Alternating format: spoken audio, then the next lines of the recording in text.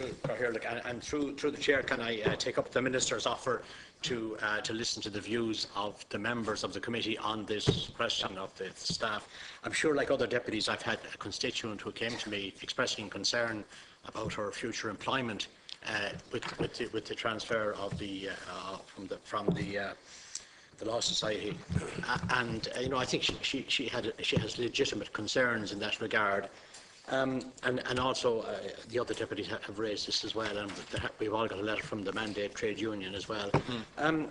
Yeah, I think everything should be done to ensure that people who are competent and qualified and are doing the job at the moment and who have maybe long experience in that field should be allowed to transfer or go through interview, whatever process is necessary to ensure that their employment continues.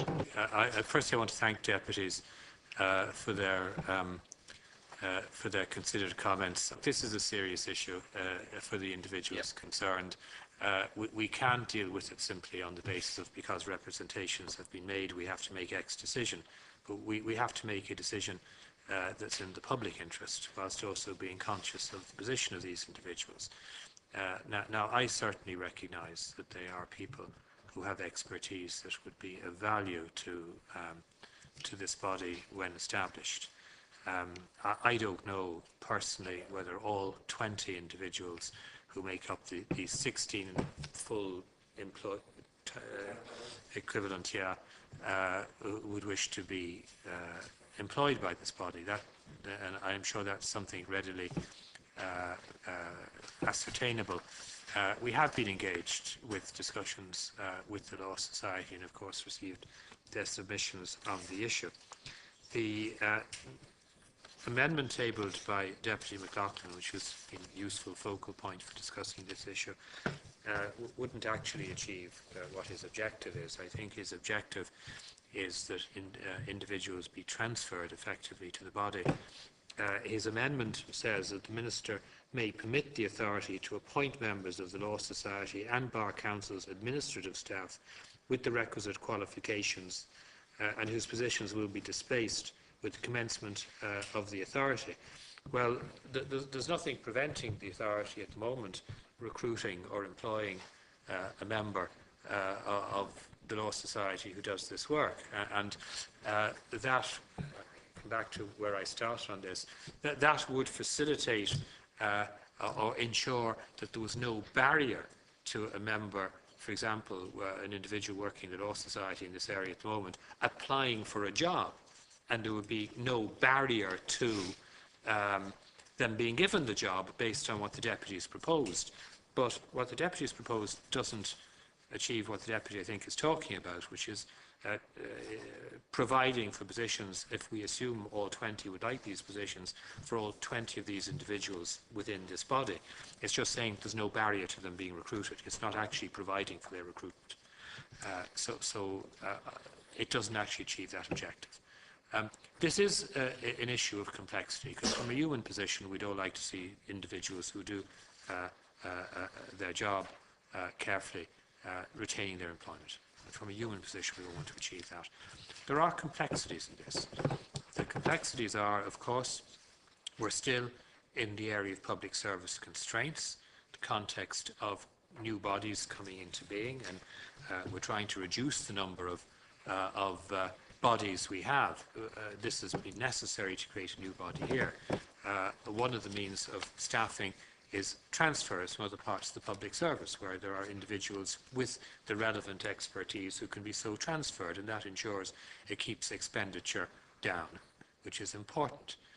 But quite clearly, this body will have to recruit some individuals of experience and expertise we don't have within the public service, individuals who have worked in this particular area to any significant degree. So this is an important issue.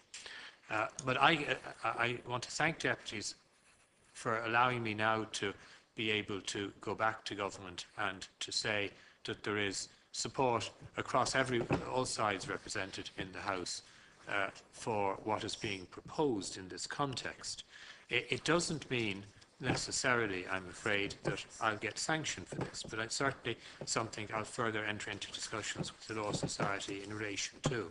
There are issues deputies haven't adverted to of importance, and they would be of importance to the individuals concerned. There are, for example, issues relating to their pension positions.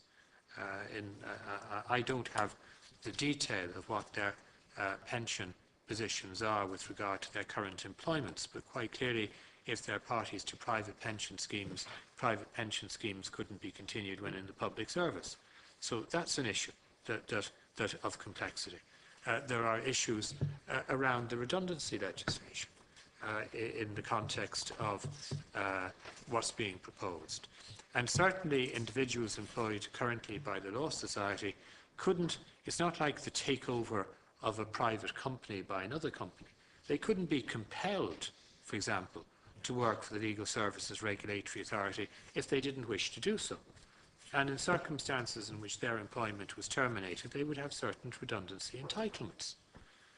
So there's a lot of complexity around this. It's not as simple as even Minister Howlin, if in principle this was feasible, simply making a decision and it being effected, because it brings into play pension issues, redundancy legislation, the rights of each of the individuals concerned. But I certainly want to say, Chairman, I think this has been a very helpful discussion in our continuing to see how we address this issue, and I want to genuinely thank members for the discussion and for what they said. I would invite, I know I seem to do this with some regularity, but I would invite Deputy McLaughlin not to put his amendment, because it doesn't actually achieve the objective he set out to achieve, but it has achieved the objective of facilitating an important discussion around this issue.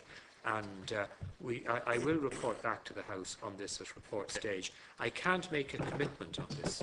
I can't make a commitment that the Legal Service Regulatory Authority will be taking all of these individuals into it if they all wish to be taken into it. I can't make that commitment. The commitment I can make is that I will further engage with the Law Society and with the Department of Public Service and Reform in relation to the issues and some of the complex matters that we haven't discussed that I've mentioned. Okay. Sorry, can I come back? Of course, yeah. Yeah,